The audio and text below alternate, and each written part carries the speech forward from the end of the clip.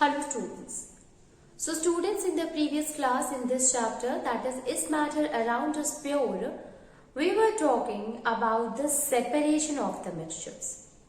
So the separation of the mixture, why there is a need of separating the mixtures? So the reason that is, since they are having the different kind of properties, so it is necessary to separate them. Now, what are the bases on the which? Absolutely, the properties. It means they may be differ from shape to each other. They may be differ from the color, or size is different, or the body point is different, or any kind of a physical property is different from each other, and due to which we can separate the mixture from each other. Now, we have seen here that there are the different conditions in which the separation of mixture can be applied, in which that when both of the component are solid. Okay, so what are the different methods that we can use to separate the two solids from each other? Then the second one, that when one is a solid and another one is a liquid, it means what condition we should apply to separate a solid and from that of the liquid. And the third one is that if both of the component is a liquid, it means what are the different conditions, what are the different process that we should apply to separate the two liquid from a mixture. So we have started with that of the two solid one, and even in the two solid, it means separating the two solids from each other, we have seen some of the methods, students. So by using a suitable solvent, by the process that is sublimation, and also by using the magnet, it means by the magnetic separation also we are able to separate the two solid components from each other. So we have started with that by using a suitable solvent. Now you see student, if two solids are there and you want to separate them from each other, so by using a suitable solvent we are able to do so. It means if suppose two solids are there and we added a solvent, so out of these two, one is get dissolved in the solvent but another do not. So by that method we are able to separate the one of the component from the other. So we have seen that if suppose we will use a salt and that of the sand. So salt and sand, it is mixture. If you are having a mixture of a salt and sand and you want to separate them, simply you will add both of the component in the water. What will happen? The salt present in the sand will get dissolved in the water, but you know that the sand do not get dissolved in water. So with the help of the filtration, you are able to separate the sand from that of the salt and water. Okay, so now you have separated the sand from the salt. The next one is that if suppose you are having sulfur and sand, so both of them do not get dissolved in water. Now which solvent you are going to use? So here, instead of using the water, we will use carbon disulfide. So in case of a carbon disulfide, sulfur dissolves in carbon disulfide, but sand do not get dissolved in it. So here, by using this one, we are able to separate the sulfur from that of the sand. Then the third one that we can use here, students, and that is we are able to separate the salt from the sugar. So both of them get dissolved in the water. Now, we are not going to use water here because you know that both of them get dissolved in water. So we will use a solvent in which one get dissolved but the another do not. So here we will use alcohol in which sugar get dissolved but the sand do not. So I hope you have understood that by using a suitable solvent we are able to separate the two solid components from each other. Okay. Now let us move on and see the next method that we can use to separate the two solid components. So the next method is by using the method, and that is sublimation.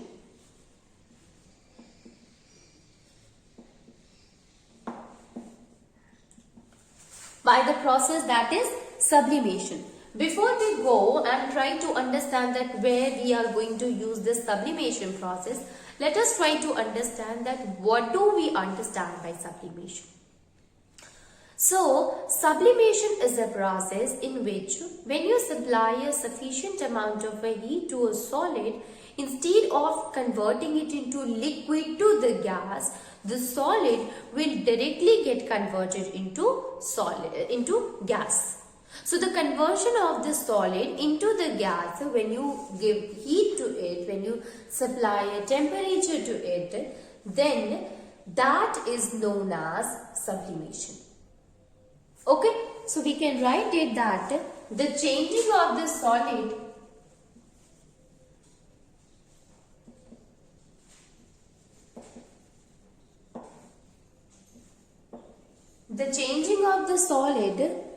state directly into the changing of the solid directly into that of the into vapor, directly into vapors on heating, and also vice versa, it means and vapor into solid, vapor into solid on cooling.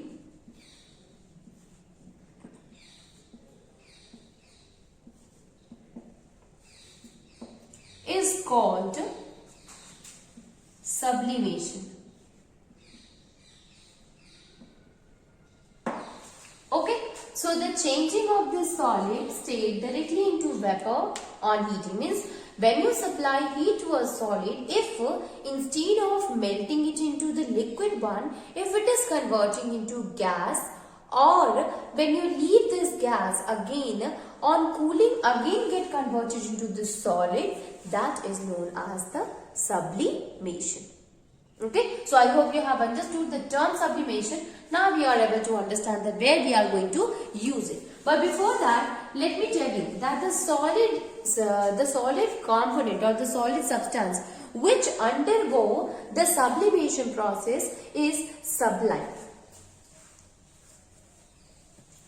The solid substance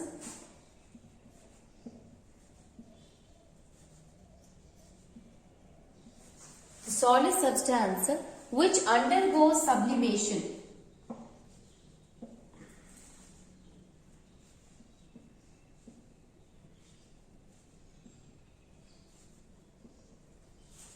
is called sublime.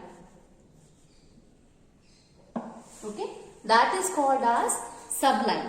And the solid substance which is obtained on cooling, that is known as sublimate. The solid substance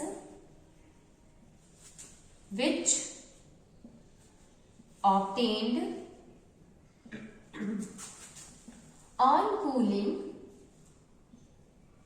is called sublimate. So one is sublime and another one is sublimate. So you see students that we have seen here the process of a sublimation sorry, in which when you heat a solid, it will directly get converted into vapor, or when you leave the vapor on cooling, it will directly get converted into the solid. This is the sublimation.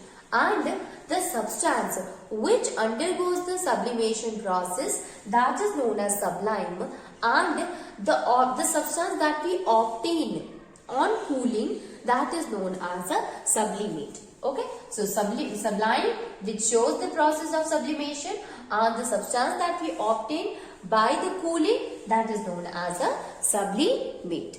Okay, so when we are going to use the sublimation process, student, to separate the two components or separate the two solids from each other, we are going to use this method when out of the two solids, one is sublime It means one shows the process of a sublimation. So if out of two components, one shows the process of sublimation, then we are going to use this method, okay, to separate the two components from each other. So the substances. So let us understand that what are the different substances which shows the process of sublimation. Only then we can say that if that particular substance mixes with the other, then we are going to use the sublimation process.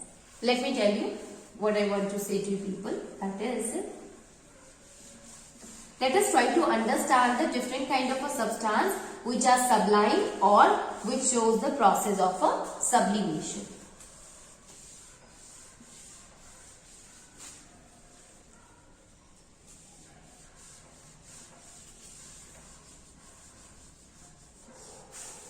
So you see here students, we can write it that the substance like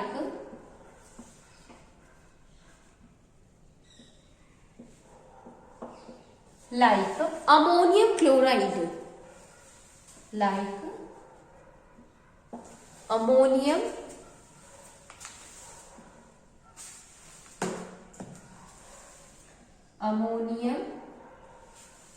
chloride. Then we can also say iodine. Iodine is also a sublime which shows the process of a sublimation. Then camphor is there, student. In Hindi we call it kapoor. Camphor is there. Naphthalene. You have seen the naphthalene balls is used in the clothes and all. Okay. Anthracene is also there. So anthracene.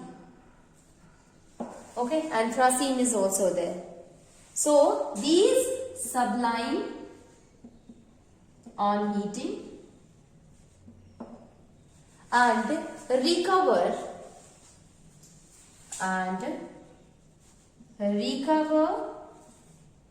in the form of sublimate, because we are knowing sublimate, students, in the form of sublimate on cooling. So you see students that ammonium chloride is there, iodine is there, camphor is there, naphthalene, anthracene. These all are the substances which used to show the process of a sublimation. It means when you heat them, it directly get converted into vapor instead of going to the liquid phase. And when you leave it, when you cool it, you can say, again it will recover into their original form, that is in the form of a sublimate. Sublimate is what? That the substance that we obtain after cooling it. Now you see student that if two components are there in which one can be anything but the other one is a ammonium chloride or iodine is there or a camphor is there. So if all such kind of a thing is mixed with that of the another solid, we are able to separate them by using the process that is sublimation. I'll explain you, like if suppose common salt is there, and this common salt is mixed with ammonium chloride.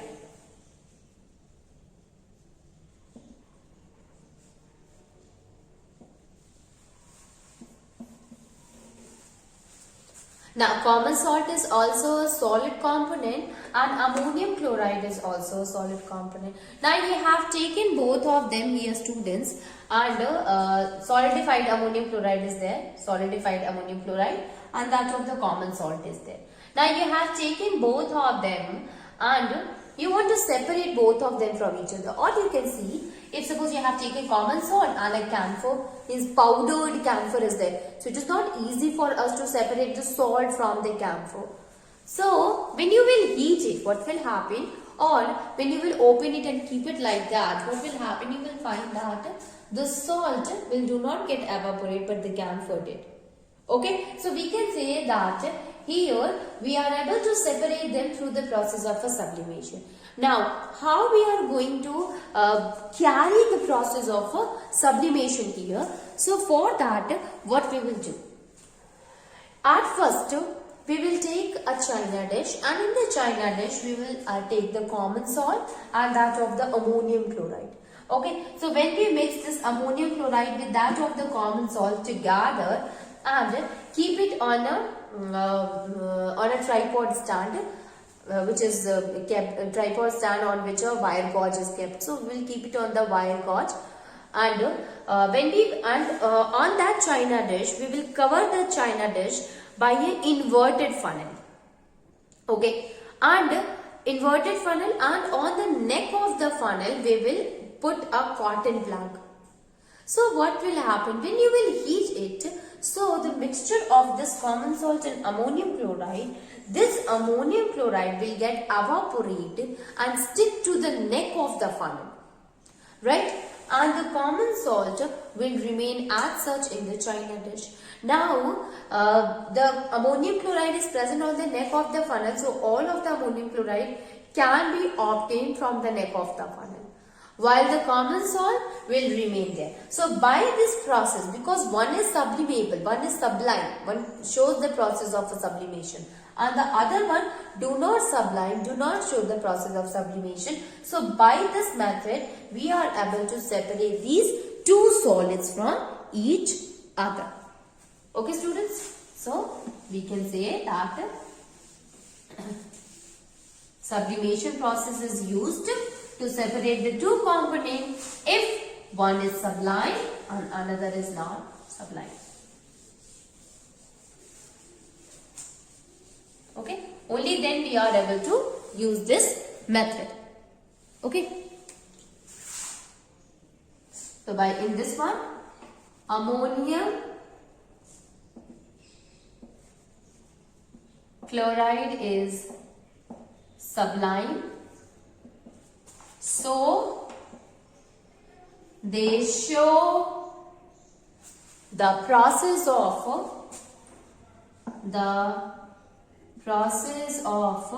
sublimation.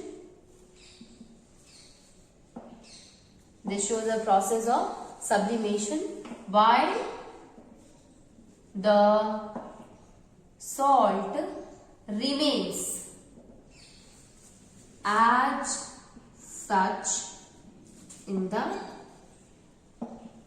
china dish. Okay, so one is sublime, another do not sublime, so it will remain as such. So we can say that here we can say that by the process of a sublimation we are able to separate the ammonium chloride through that of the common salt. Okay, so through the process of a sublimation also we are able to separate the two solid components from each other. Condition is only, students, that one should be sublime, the another is do not show the process of sublimation. Only then we are able to separate them from each other. Now let us move on and let us see the last method by which we are able to separate the two solid components from each other.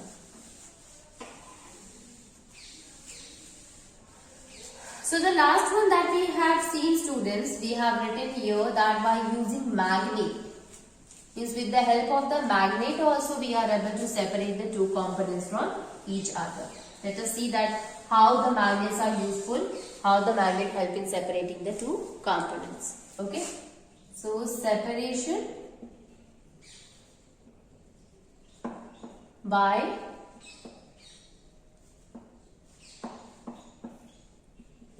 magnet.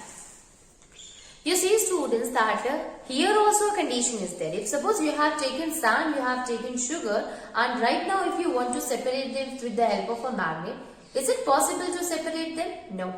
Because you know that both of them do not get attracted towards the magnet. So it is impossible to separate them through the magnet.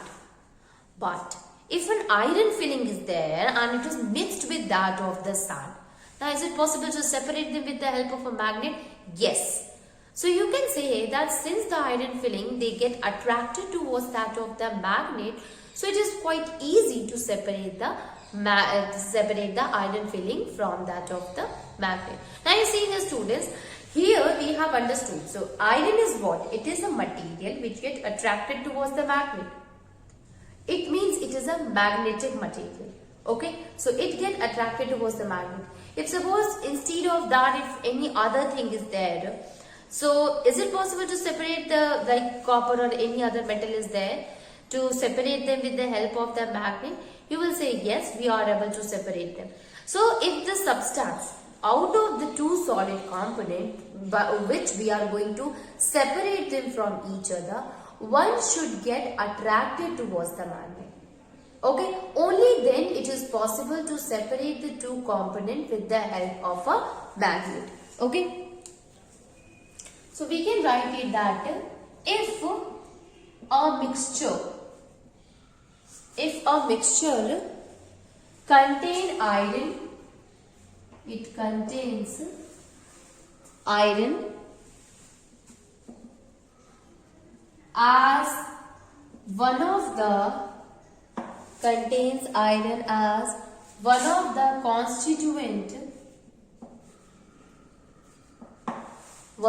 constituent,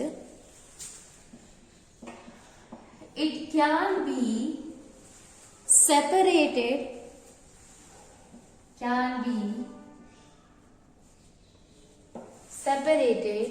by using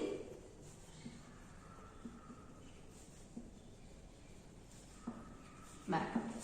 Okay, so we can say that by using magnet we are able to separate the constituent. Out of the two constituent, we can separate one of the constituent from each other. If the mixture consisting of a iron in it, if consisting one of the constituent is iron. Example student, that for example a mixture of iron filling is there and sulfur powder. Mixture of iron filling and sulfur powder is there. So it can be separated with the help of the magnet.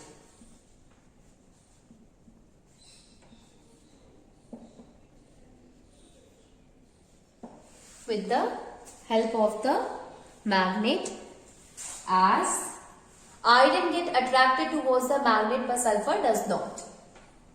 Iron gets attracted towards magnet but sulfur does not. Okay.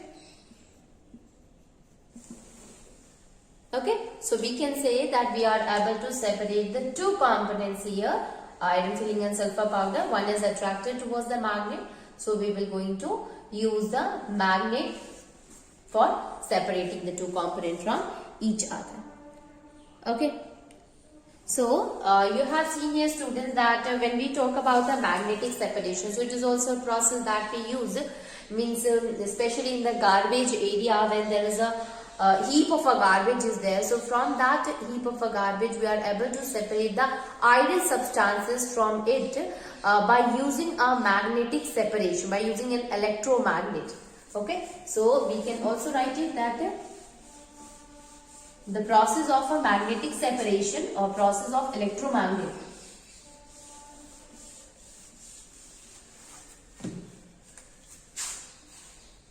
The process of magnetic separation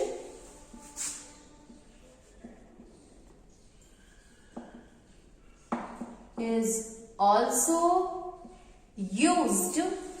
Process of a magnetic separation is also used in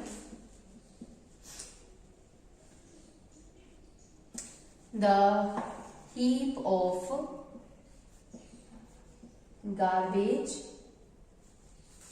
where with the help of electromagnet with the help of electromagnet, the iron objects present in the garbage can be separated. Okay, so the iron object which is present in the garbage, it can be separated easily. Okay, so separation or by the magnet. Now you see here students, so we have seen that how we are able to separate the two solid components from each other. That is, first of all we can separate the two components by using a suitable solvent, where one of the solvent in which the solid get dissolved, one of the constituent of the solid get dissolved and another do not. The second one by the process using, that is sublimation process, and the third one is by using magnet. So these are the three different types of method by which we are able to separate the two solid components from each other. So this is the first one. The second separation of the mixtures occur if the two constituent in which one is solid and another one is liquid. So how or what are the different processes that we are going to use to separate the solid and a liquid from each other?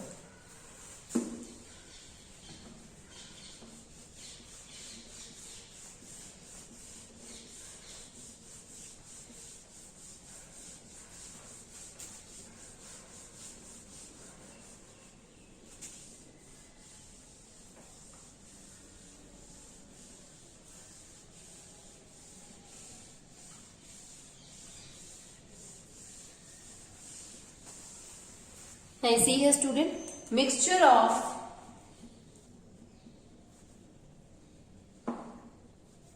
solid and liquid.